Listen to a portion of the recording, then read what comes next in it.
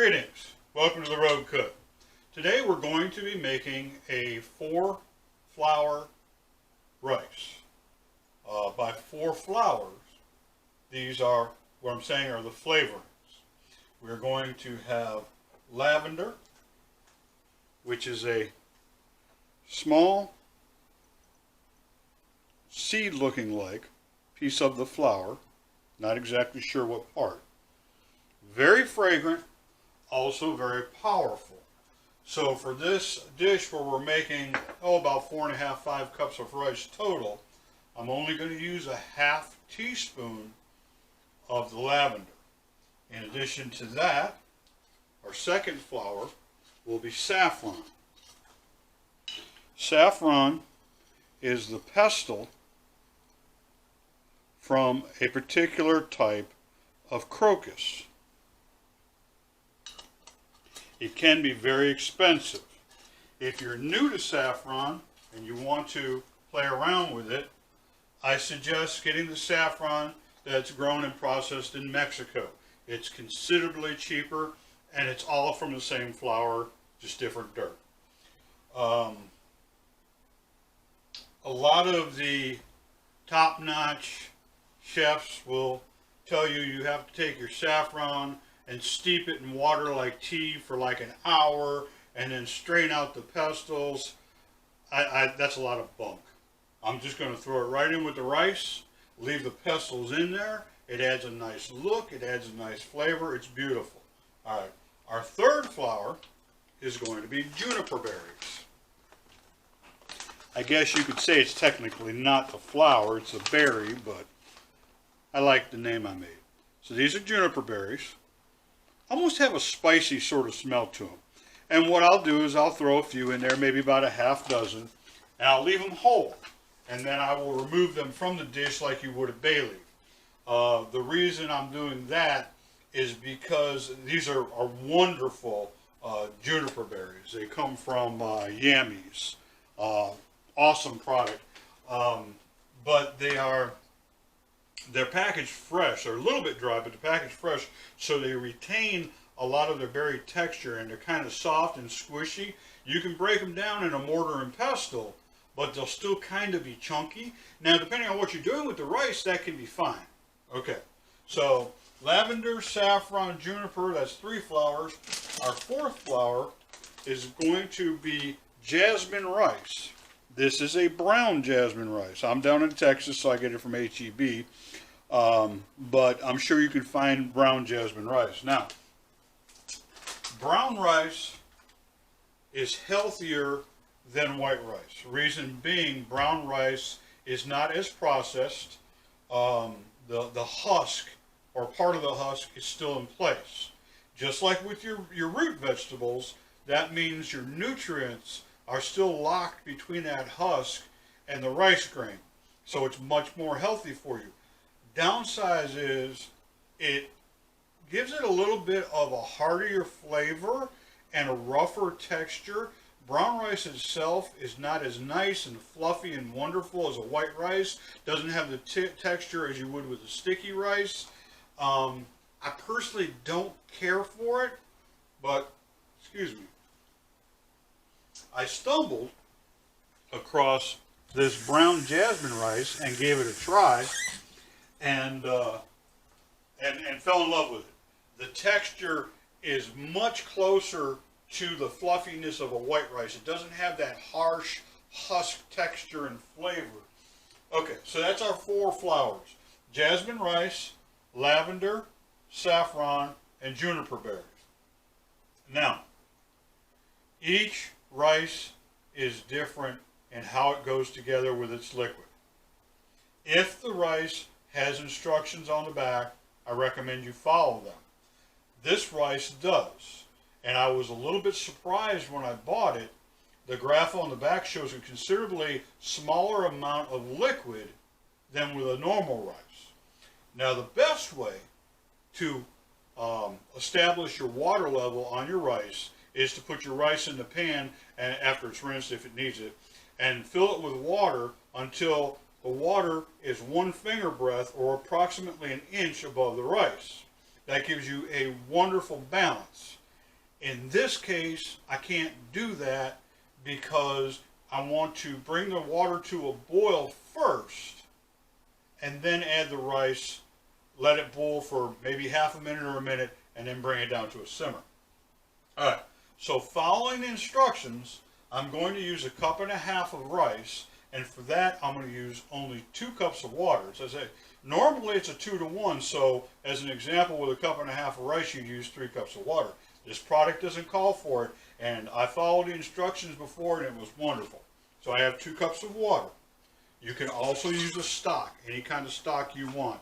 In this case, I'm not going to use, if I were going to use a stock, I'd use a chicken stock for this product. I'm not going to, because the flour flavors are very delicate. They're very subtle, and I don't want anything to overpower that. Now, salts and oils. Use them or not. Totally up to you. Got too much light on here. I couldn't see my flame. I am going to use salt for the purpose of stabilizing and increasing the heat of the water. Salt water has to come to a slightly higher temperature to boil as opposed to just regular tap water. The package calls for a teaspoon per cup of rice. I don't want that much salt. All I want to do is stabilize my water. So here, all I'm going to do is put in a pinch, maybe 2 pinches. Okay. Oil. Most recipes, including this one, recommend butter. Butter gives a nice flavor.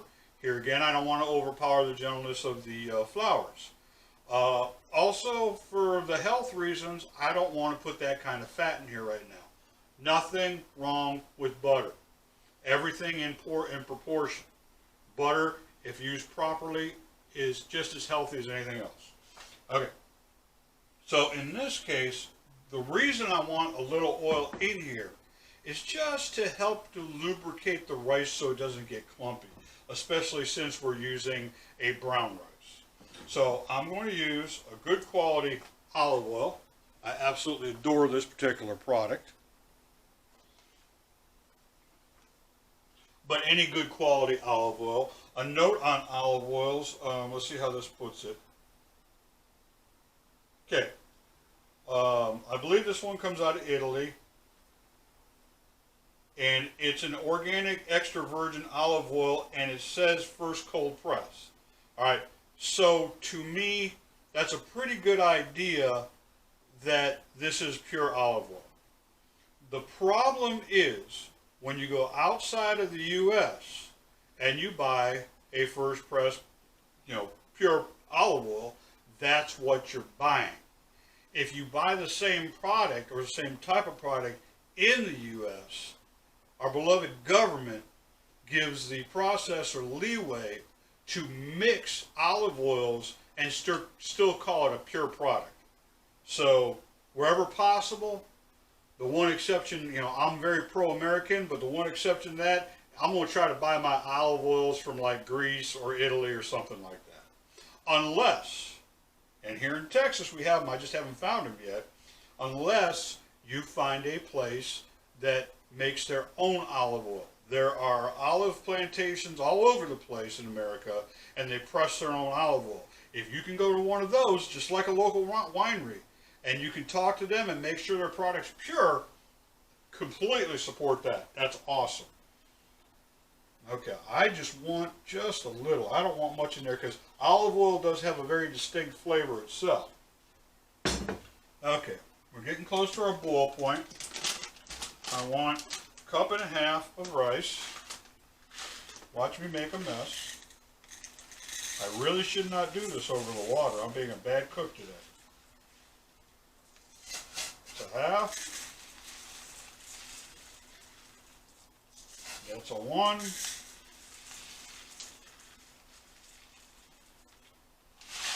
That's a 1.5. I was lucky. Don't do that over the water. I mean, if I wasn't filming this, I actually would have pre-measured it into something else and then dumped it in here, which I should have. Okay. I'll make sure this comes to a boil. I'm throwing my half teaspoon of lavender.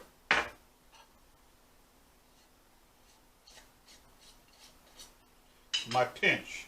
All you need. This is actually probably too much, but I love the saffron flavor. All you need is a pinch.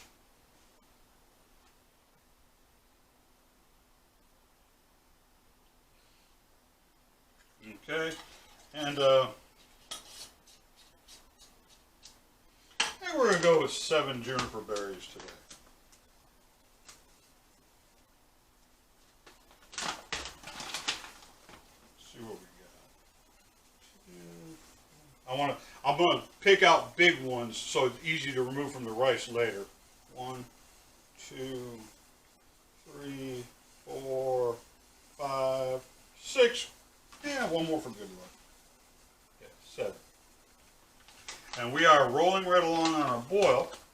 We'll give this a stir, get everything incorporated. Okay. I'm going to turn this down.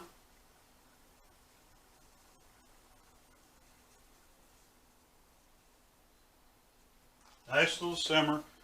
And I'm going to let that simmer for about a half hour. I'll start checking it in about 20 minutes. All I really want to do is make sure all that water gets incorporated in there, and don't overcook it. Don't dry that rice out. That's when it's going to get clumpy. You know, I'd rather have it sit with the lid off after it's cooked and just evaporate a little bit more water than cooking it too much and having it all stick together. Okay, so check it in about 20 minutes, but expect it to go about a half hour. I'll see y'all in about a half. All right, about 22 minutes into it, we're all done. We're looking beautiful.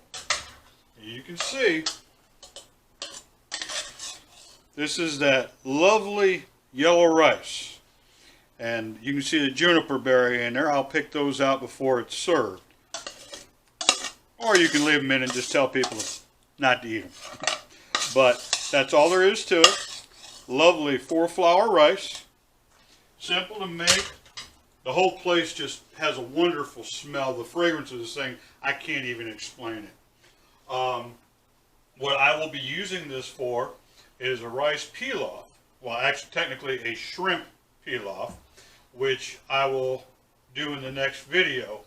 And generally, shrimp pilaf is combined with the rice. What I will do is I'll serve it as a side so people can portion what they want. Yeah, most people like more shrimp. So if you have a pile of shrimp, they can pick what they want. Some people do prefer more rice, or keep it separate. Regardless, stay tuned next, and we'll do a shrimp pilaf. Thanks for stopping by the Rogue Cook. Have a wonderful day, eat well, and be wonderful to each other.